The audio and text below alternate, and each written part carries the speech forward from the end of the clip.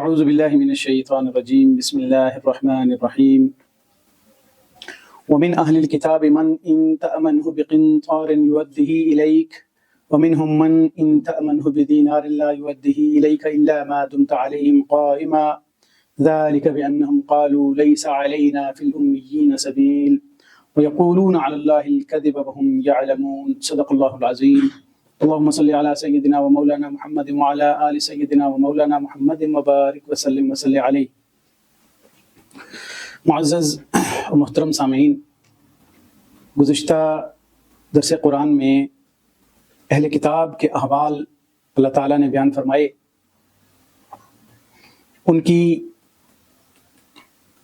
ان کو مشترک دعوت جو تمام ادیان میں ہو سکتی ہے، وہ دعوت توحید جس کی طرف تمام انبیاء علیہ السلام بلاتے رہے، اس پر جمع ہونے کی دعوت دی انہیں۔ دین کے مشترکات پر اکٹھا کرنا اور اس پہ اتفاق کر لینا، یہ معاشرے میں امن قائم کرنے کی ایک بہترین اسٹریٹجی ہو سکتی ہے۔ اللہ تعالیٰ نے اہل کتاب کی خرابیاں اور دین میں خیانت کا بھی بیان فرمایا پچھلی آیات کے اندر، کہ وہ کلمات کو اپنی جگہ سے بدل لیتے ہیں، تحریف کر دیتے ہیں کتاب کے احکام میں اور تبدیل کر دیتے ہیں۔ آج کی تلاوت کردہ آیات کے اندر اللہ تعالیٰ نے اہل کتاب کی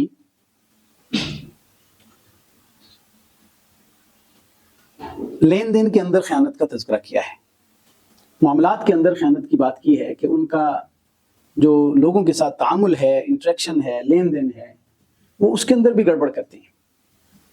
دینی اور علمی خیانت تو کرتے ہی کرتے ہیں۔ تو ساتھ ایک اعتراف بھی اللہ تعالیٰ نے یہاں پہ ذکر فرما دیا کہ کچھ ایسے لوگ ہیں جو دیانتدار بھی ہیں، اس پہ سٹارٹ لیا یہاں سے، ومن اہل الکتاب، اور اہل کتاب میں سے کچھ لوگ ایسے ہیں، من ان تأمنہ بقنطار، کہ جن میں سے اگر آپ کسی کو امانت سونپتے ہیں ایک بڑا خزانہ، یؤدہ الیک،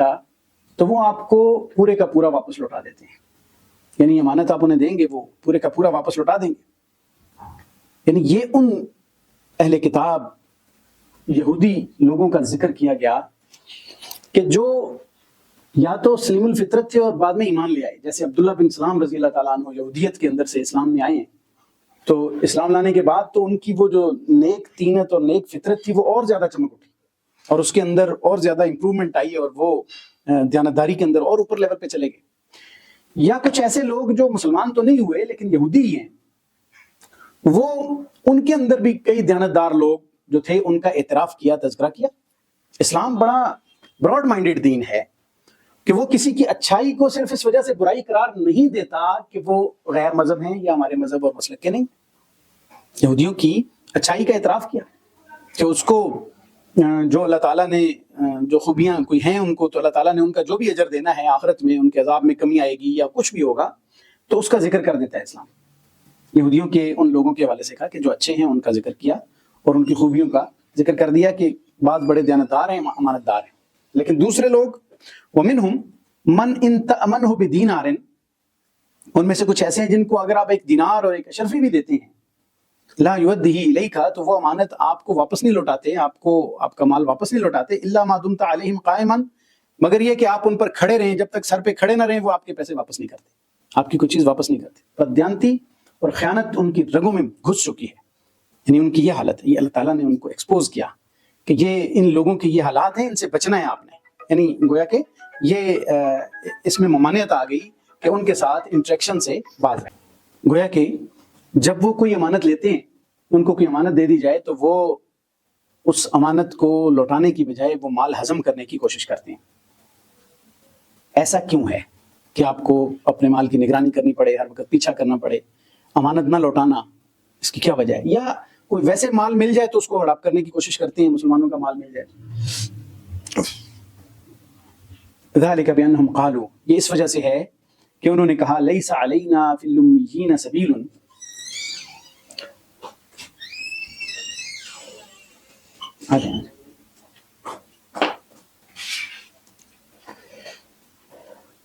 یہ اس وجہ سے ہے کہ انہوں نے یہ کہا، بانہم قالوا، کہ وہ کہتے ہیں لیس علینا فی الامیین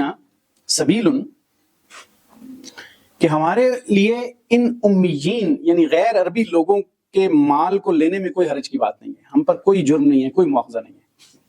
امیین سے مراد یہاں پہ مکہ کا نام ام القرا تھا پہلے، تو ام القرا کی نسبت سے یہ امیین قرار دیتے ہیں ان کو جو عرب کے لوگ تھے، اور یہ اپنے آپ کو سپیریئر کہتے ہیں، یہ کہتے ہیں کہ ہم اہل کتاب ہیں اور ہم سپیریئر ہیں، تو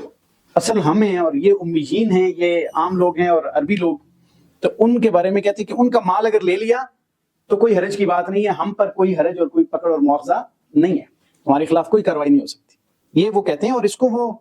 یہ کلیم وہ صرف بلا وجہ نہیں کرتے تھے، وہ کہتے تھے کہ ہمارے مذہب کا حصہ ہے، ہمیں تعلیمات یہ دی گئی ہیں کہ کسی بھی غیر یہودی کا مال اگر آپ کو مل جائے تو اس کو آپ لے لیں، تو اس میں کوئی حرج کی بات نہیں ہے۔ ان کی جو تحریف شدہ اور تبدیل شدہ کتابیں ہیں ان کے اندر بھی ان کے احبار اور رہبان نے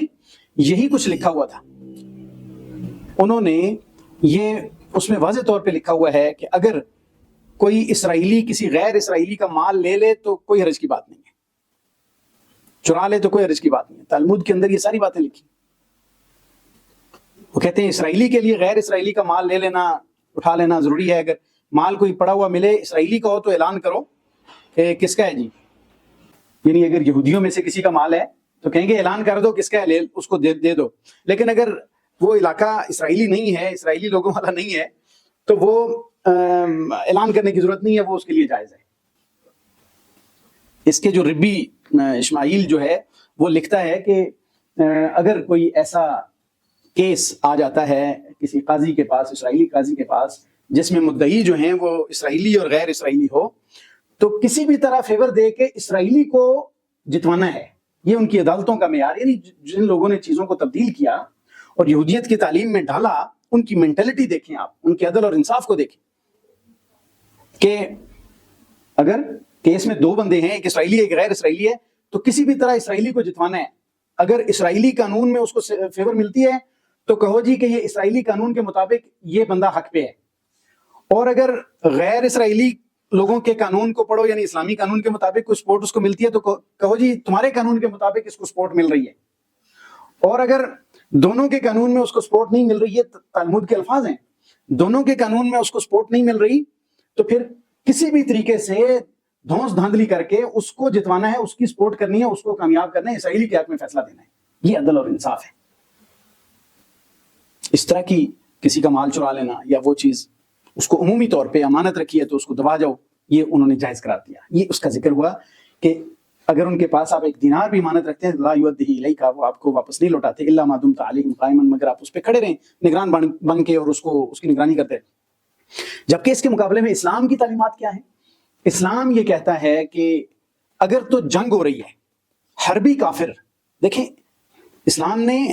غیر مسلموں کی دو قسمیں قرار دی ہیں، ایک وہ غیر مسلم ہے جو مسلمان کے ساتھ فائٹ کرتا ہے، لڑائی کرتا ہے،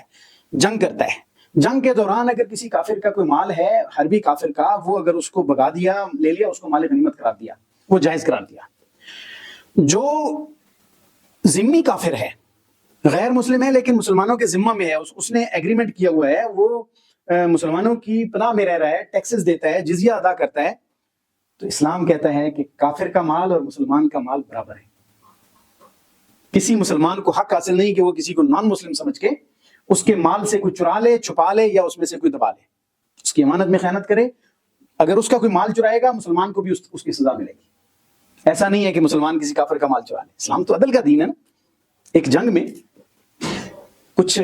بستی تھی، مسلمانوں کا ایک گروہ گیا تو وہاں پہ کچھ لوگوں کی کچھ بھیڑ بکریاں اور وہ چیزیں لے آئے، تو انہوں نے آ کے جب شکایت کی، رسول اللہ صلی اللہ علیہ وسلم کو بڑا غصہ آیا، آپ نے فرمایا کہ سب کچھ واپس کر کے آ جاؤ، ان کا مال بھی اسی طرح محفوظ ہے جیسے تمہارا مال محفوظ ہے۔ اس طرح کے کئی واقعات نئے نئے دور میں پتہ نہیں چلتا، وہ سمجھتے ہیں کہ چلو ایسے ہے، اس وقت تو تعلیمات مل رہی تھی اور جو دین کے اصول اور ضوابط آہستہ آہستہ مل رہے تھے، جو ایک ایک تعلیم دی پتہ چلا اس کے بعد،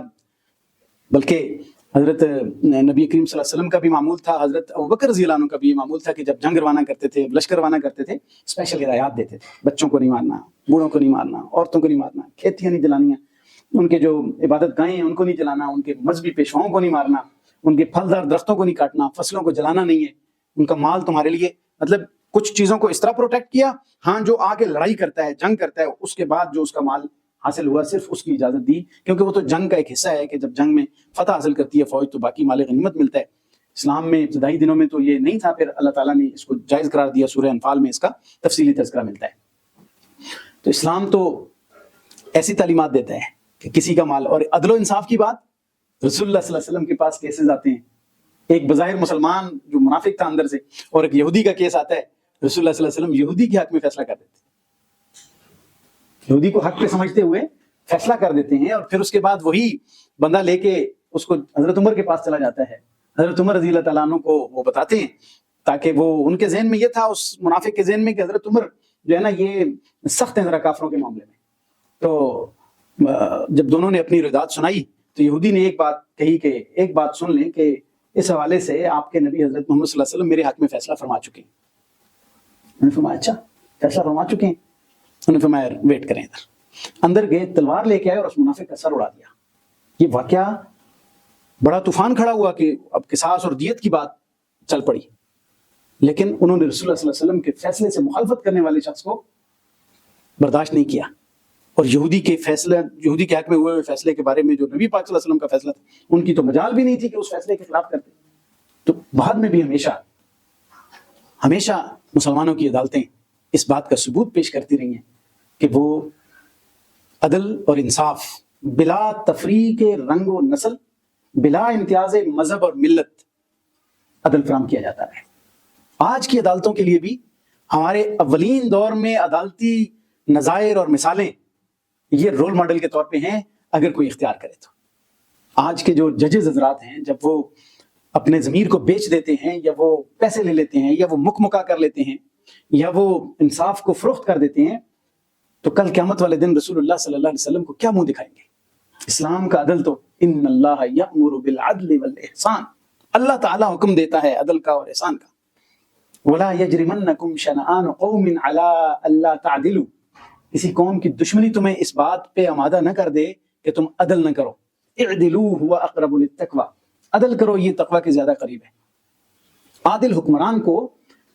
عادل شخص کو اللہ تعالیٰ قیامت والے دن اپنے عرش کے سائے تلے جگہ دے گا۔ یہ کچھ چھوٹی سی تعلیمات ہے۔ آج کا جج تھوڑے سے بینیفٹ کے لیے، ایک عارضی اور جو معمولی سی چیز کے لیے، وہ اپنے ضمیر کا سودا کر کے عدل کے خلاف فیصلہ دیتا ہے، بک جاتا ہے۔ یہ بڑی بدقسمتی کی بات ہے، بڑی محرومی کی بات ہے۔ اس کو اللہ تعالیٰ نے ایک ایسے منصب سے نوازا جو بڑا عظیم منصب تھا، بڑی ذمہ داری والا منصب تھا۔ تو یہ تو اسلام کا مزاج ہے کہ وہ عدل و انصاف میں کمی نہیں کرتا۔ یہ یہودیوں کی طرز عمل تھا کہ بھائی سائیڈ لے لو کسی کی اور اپنی سپورٹ کرو، کسی نہ کسی تعصب کی بنیاد پہ فیصلہ کرو۔ یہ اسلام کا مزاج نہیں ہے، اسلام عدل کی بات کرتا ہے۔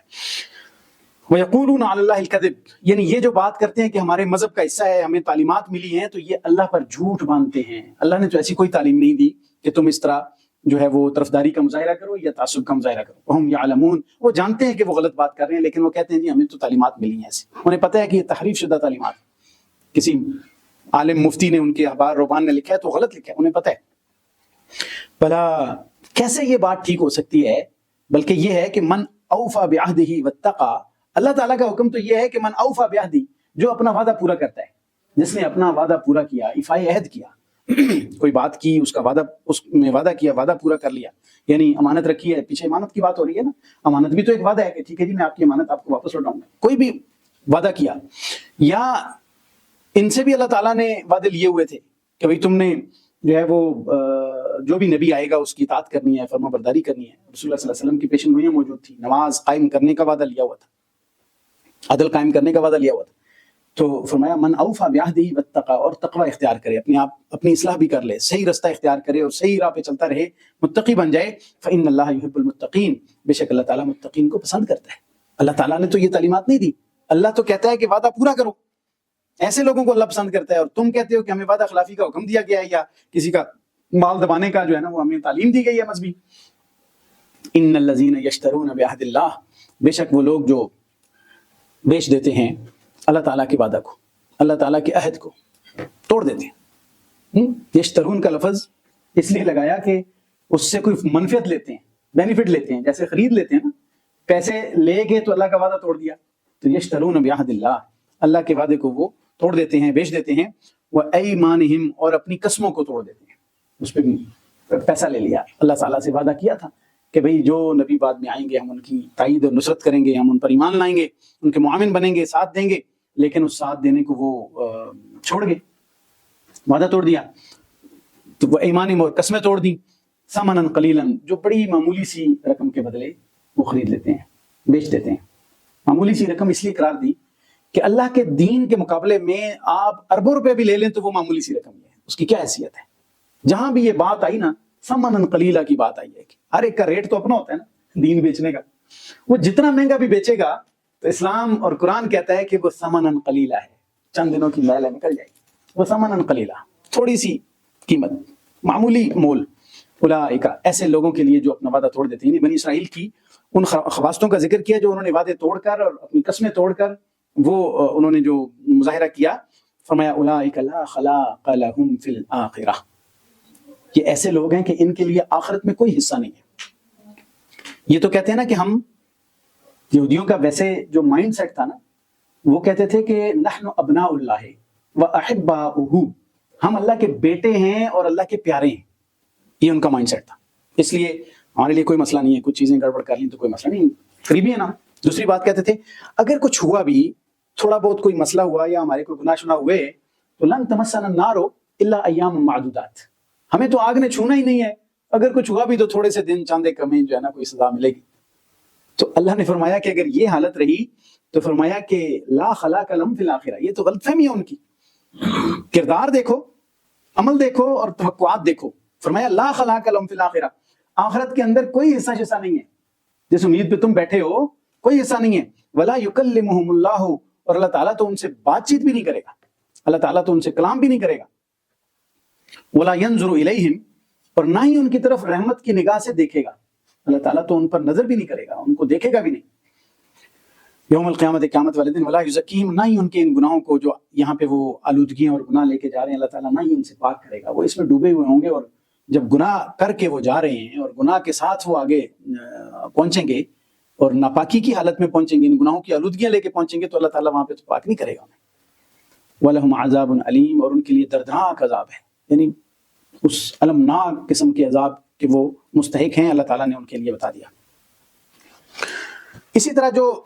یہ جو ان کی دنیاوی امور کے اندر اور مالی لین دین کے اندر خیانت کی بات کی, اور پھر دوبارہ اس بات کو دہرایا جو ان کی علمی خیانت تھی یا ان کی دین کے معاملات میں خیانت تھی. وَإِنَّ مِنْهُمْ لَفَرِيقًا يَلْوُونَ أَلْسِنَتَهُمْ,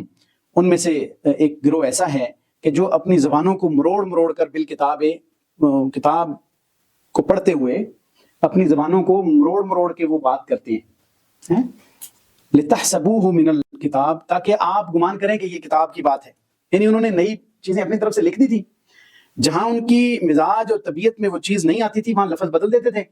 اور جب اس مقام پہ پہنچتے تھے تو پھر بات کو تھوڑا سا توڑ مروڑ کے اور زبان کو مروڑ مروڑ کے پیش کرتے تھے تاکہ مبہم سی ہو جائے بات اور اگلے بندے کو سمجھ آئے کہ جیسے پیچھے سے کتاب پڑھی جا رہی ہے نا, ایسے ہی آگے یہ کتاب کا حصہ ہے. لِتَحْسَبُوهُ, تاکہ آپ اسے گمان کریں من الکتاب ہے کہ یہ کتاب کا حصہ ہے. وَمَا هُوَ مِنَ الْكِتَابِ, حالانکہ وہ کتاب کا حصہ نہیں ہوتا. یہ ان کی علمی خیانت اور علمی بددیانتی ہے, جس کے بارے میں یہ ارشاد آیا تھا کہ وہ لِمَ تَلْبِسُونَ الْحَقَّ بِالْبَاطِلِ وَتَكْتُمُونَ الْحَقَّ وَأَنْتُمْ تَعْلَمُونَ. یہاں پہ پیچھے یہ ساری بات اللہ تعالیٰ نے ارشاد فرما دی تھی, اور یہ فرمایا تھا کہ وہ اپنی جو ہے وہ یحرفون الکلم, بات کو وہ بدل دیتے ہیں اپنی جگہ سے. یہ ان کی وہ جو دینی امور کے اندر خیانت تھی اس کا تذکرہ فرمایا اللہ تعالیٰ نے. وما هو من الکتاب, کتاب وما هو من الکتاب, حالانکہ وہ بات کتاب کا حصہ نہیں ہوتی, وہ اپنے ہاتھوں سے لکھی ہوئی چیز ہے یا ان کی اپنی سیلف میڈ ہے. وَيَقُولُونَ هُوَ مِنْ عِنْدِ اللَّهِ, اور وہ کہتے ہیں کہ یہ تو اللہ ہی کی طرف سے ہے. وما هو من عند اللہ, حالانکہ وہ بات اللہ کی طرف سے نہیں ہوتی. وَيَقُولُونَ عَلَى اللَّهِ الْكَذِبَ, وہ اللہ پر جھوٹ باندھتے ہیں, جھوٹ باندھتے ہیں وہ. وَهُمْ يَعْلَمُونَ, وہ اچھی طرح جانتے ہیں کہ ہم غلط کر رہے ہیں, انہیں پتہ ہے کہ ہم غلط کر رہے ہیں, لیکن پھر بھی وہ جھوٹ باندھتے ہیں. اللہ نے ان کے عزائم اور ان کے ارادوں تک کو مسلمانوں کے لیے واضح کر دیا تاکہ مسلمان ان سے آگاہ رہیں, الرٹ رہیں, اور ان کی ان خرابیوں اور جو خواستیں ہیں ان کو دیکھ کر ان کے ساتھ تعامل اور ان کے ساتھ جو ہے وہ برتاؤ کریں. آج مسلمانوں کے اندر بھی بہت ساری ایسی خرابیاں نظر آتی ہیں کہ قرآن مجید کے معانی کو, یعنی وہ تو متن بھی بدل دیتے تھے نا, ٹیکسٹ بدل دیتے تھے. انہوں نے تو تورات کی جو تورات اور انجیل کے نا ٹیکسٹ کے اندر بھی چینجنگ کر دی تھی, تحریف. لیکن قرآن کو اللہ نے ٹیکسٹ کو قیامت تک کے لیے محفوظ رکھا ہے. یہاں پہ صرف گڑبڑ کہاں سے ہوتی ہے جب مفہوم بیان کریں گے تو وہ اپنی مرضی کا مفہوم بیان کرنے کے لیے اس کے معنی کو بدل دیتے ہیں، خود بدلتے نہیں، قرآن کو بدل دیتے ہیں۔ وہ اس قدر فقیہان حرم پہ توفیق، ان غلاموں کا یہ مسلک ہے کہ ناقص ہے کتاب کہ سکھاتی نہیں مومن کو غلامی کے طریق۔ اقبال نے اس پہ توجہ دلائی کہ اپنی مرضی کے مفاہیم نکال کے، یہ تو اللہ کا فضل ہے کہ اللہ تعالیٰ نے قیامت تک قرآن مجید کے ٹیکسٹ کو محفوظ رکھا کہ جب بھی کوئی اس کو صحیح طرح سمجھنے کے لیے آئے گا، یہ قرآن ہدایت کے لیے اس کے سامنے کھلی کتاب ہے، یہ اس کو ہدایت کی طرف لے جائے گا۔ جو توڑ مروڑ کے پیش کر کے لوگوں کو گمراہ کریں گے، قیامت والے دن یہ ان کے قائد بن کے جہنم کی طرف اللہ تعالیٰ ان کو بھیجے گا۔ جو بھی شخص قرآن مجید کی تعریف کرتا ہے، اس کے مفہوم کو غلط ملت اپنے مطلب کی بات کے لیے موڑتا ہے، یا اپنے مقصد اور اپنے خواہشات نفس کی پیروی کے لیے ان مفاہیم کو اپنے مطلب کی طرف موڑتا ہے اور صحیح معنی بیان نہیں کرتا، چھپاتا ہے، حق کی بات کو چھپاتا ہے، قیامت والے دن اللہ تعالیٰ اس سے سختی سے نمٹے گا۔ وہ جن لوگوں کو گمراہ کرے گا وہ سارے بھی اس کے کھاتے میں پڑیں گے، وہ ساروں کا گناہ اس کے ساتھ ہوگا، ان کو بھی معافی نہیں ملے گی، لیکن یہ جو ان کے بڑے ہیں نا، ان کو سب سے زیادہ آگے لگایا جائے گا۔ میں نے ایک دفعہ اس حوالے سے سورہ بقرہ کے شروع میں ایک بڑی اہم چیز تھی جو ہم نے بیان کی تھی کہ ایسے لوگ جو غلط راستے کی طرف رہنمائی دے کے اپنے آپ کو بڑے قائدین بنائے بیٹھے ہوتے ہیں، ان کو اللہ تعالیٰ قیامت والے دن ان کا اور ان کا مکالمہ کروائیں گے۔ ہاں جی، اب دیکھو یہاں پہ آ کے دو جواب، تو بڑی زبردست قسم کی قرآن نے تقریریں ان کی نقل کی ہیں مختلف مقامات پہ۔ اصل میں قرآن نے تو ساری چیزیں بتا دی ہیں، ہم ان کو دیکھ کے ذرا صرف نظر کر جاتے ہیں، ہم لوگ، ہماری جو توجہ ہے وہ نہیں پڑتی۔ اگر ہم غور سے پڑھیں قرآن مجید کی تعلیمات کو تو ہمیں جگہ جگہ رہنمائی ملتی ہے، اور آج کی جتنی خرابیاں ہمارے سامنے آتی ہیں ان میں اللہ تعالیٰ کی طرف سے یہ ہمارے لیے کتاب روشن ہے، کتاب ہدایت ہے۔ تو فرمایا کہ وہم یعلمون، وہ جانتے ہیں اور اللہ پر یہ جھوٹ باندھتے ہیں کہ یہ اللہ کی طرف سے نازل شدہ ہے، حالانکہ وہ اللہ کی طرف سے نازل شدہ نہیں ہوتا، وہ ان کے اپنے ہاتھوں کی لکھی ہوئی چیز ہوتی ہے، یا اپنی زبانیں مروڑ کے وہ الفاظ کو بدل کے وہاں پہ وہ اس کو کتاب کا حصہ قرار دیتے ہیں۔ یہاں تک یہ ایک مضمون ختم ہوتا ہے، جو تین شکوے،